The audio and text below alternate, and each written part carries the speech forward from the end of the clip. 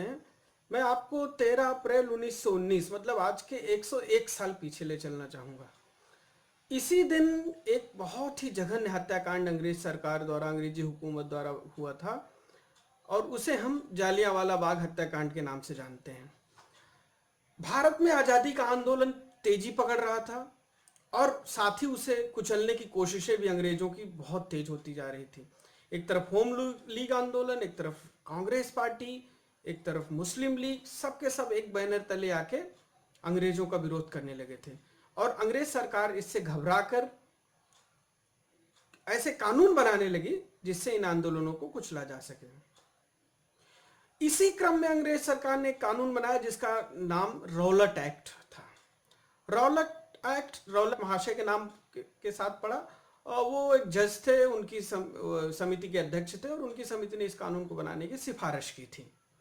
कानून बना, कानून का विरोध भी पूरे देश में होने लगा। सबसे पहले तो कानून बनते समय वायसराय की विधान परिषद के जो सदस्य थे भारतीय, उन्होंने ही विरोध किया, इसके विपक्ष में मतदान किया और मदन मोहन मालवीय, मोहम्मद अली जिन्ना जैसे सदस्यों ने तो इस्तीफे भी दे दिए।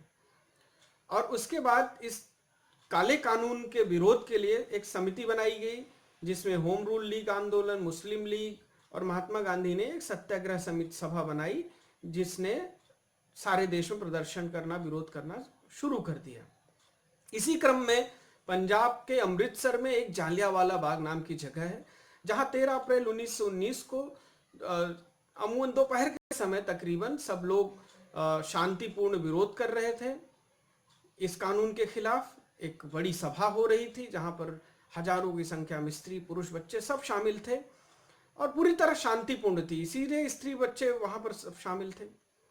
लेकिन अंग्रेजों के जनरल माइकल ओ डॉयर अपनी फौज के साथ वहां पहुंच गए और उस जालियांवाला बाग के सारे निकास द्वारों को बंद कर दिया, पुलिस फोर्स बंदूकों के साथ लगा दी और बिना चेतावनी दिए भीड़ पर फायरिंग शुरू करवा दी।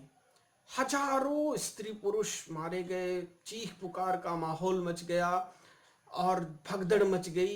कई लोग तो वहां जो बाग में जो कुआं था उसी कुएं में कूद गए और मारे गए। मतलब एक बहुत ही बीभत्स माहौल जनरल डायर ने क्रिएट कर दिया वहां और इसका परिणाम यह हुआ सारा देश सन्नाटे में आ गया। सारा देश हिल गया अंग्रेजों के इस बर्ताव से। महात्मा गांधी ने सत्याग्रह आंदोलन वापस ले लिया क्योंकि देश में अन्य जगहों पर भी हिंसा शुरू हो गई थी और इसलिए हम जान लें कि ये कानून था क्या, रौलट एक्ट, जिसने इस तरह से हिंसा मचाई, इस तरह से सारे देश में दमन चक्र अंग्रेजों का चलने दिया, वो था क्या। रौलट एक्ट का विरोध क्यों हो रहा था? रौलट एक्ट एक कानून बनाया गया जिसके तहत अंग्रेजों को, उनकी पुलिस को यह अधिकार दिया गया कि किसी भी व्यक्ति को बिना कोई कारण बताए गिरफ्तार कर सकते हैं और 2 वर्ष तक बिना किसी आरोप के उसे जेल में रख सकते हैं पूछताछ के लिए।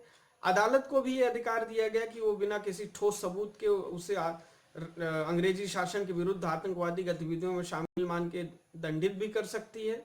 और इसमें जरूरी नहीं था कि जो उस समय के कानून थे, एग्जिस्टिंग कानून थे, उन कानूनों के तहत वो अपराध आता ही हो, अगर ना भी वो अपराध आता हो तब भी उसे अपराध मान लिया जाए। तो एक तरह से ये भारतीयों की आजादी की मांग को दबाने के लिए पूरी तरह से अंग्रेजों ने किया।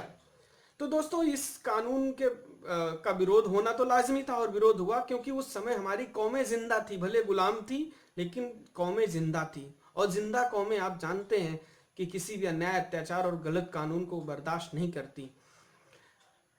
आज भी हम देखें 100 साल बाद भी परिस्थितियां बदली हैं, हम आजाद देश में जी रहे हैं, लेकिन कानून बनाना कानून निर्माताओं का काम है, वो गलतियां करते रहते हैं। तो जब भी आज भी गलत कानून बने उनका विरोध होना चाहिए, सड़क से लेकर संसद तक, अदालतों तक उनका विरोध होना चाहिए और ऐसे कानून को बनने से रोकना चाहिए, बन जाए तो उनको हटवा देना चाहिए। लेकिन जो महत्वपूर्ण बात मैं करना चाहूंगा अपने देशवासियों से, खासतौर से नौजवान मित्रों से, कि किसी भी अधिकार से पहले आप अपने कर्तव्यों की तरफ जरूर दृष्टिपात करें। ये देखें कि क्या आप अपने कर्तव्यों की पूर्ति करने में सक्षम हैं और उन्हें कर रहे हैं, क्योंकि राज्य की तो जिम्मेदारी है वो आपकी लिबर्टी, लाइफ, लिबर्टी और प्रॉपर्टी, आपकी आजादी, आपके जीवन और आपकी संपत्ति की संरक्षण दे, को सुरक्षा दे, उसके लिए कानून और व्यवस्था बनाए रखना राज्य की जिम्मेदारी है। अब राज्य की जिम्मेदारी तो होगी, तो नागरिकों की क्या जिम्मेदारी है कि राज्य के द्वारा बनाई गई व्यवस्था को सुचारू रूप से चलाएं और चलने दें, राज्य के द्वारा बनाए गए इंफ्रास्ट्रक्चर को ठीक से संभालें, राज्य के द्वारा दी गई सुविधाओं का सदुपयोग करें, दुरुपयोग न करें, उन्हें तोड़े फोड़े नहीं, और असामाजिक तत्वों के बहकावे में ना आए। आजकल एक आंदोलनकारियों का एक फैशन चल पड़ा है कि वो किसी भी कानून का विरोध बिना ये जाने करने लगते हैं कि जो विरोध करने वाले नागरिकों कितने कर्तव्य दक्ष हैं, और जब इन्हीं कर्तव्य दक्ष नागरिकों को इलेक्शन के समय मौका मिलता है कि सही लोगों को चुनो जो सही कानून बनाए, तो वो जाति, धर्म, भाषा, प्रांत, पैसा, धन, बल, बाहुबल तमाम वगैरह वगैरह देखने लगते हैं और नेता चुनते हैं।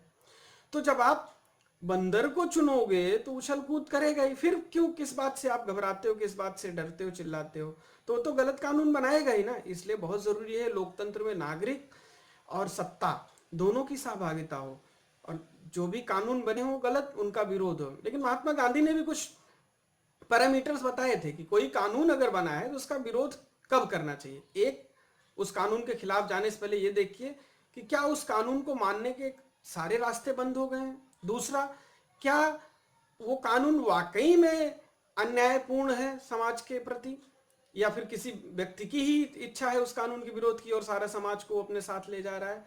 और तीसरा, किसी भी आंदोलन और विरोध के पहले क्या सारे अदालती और कानूनी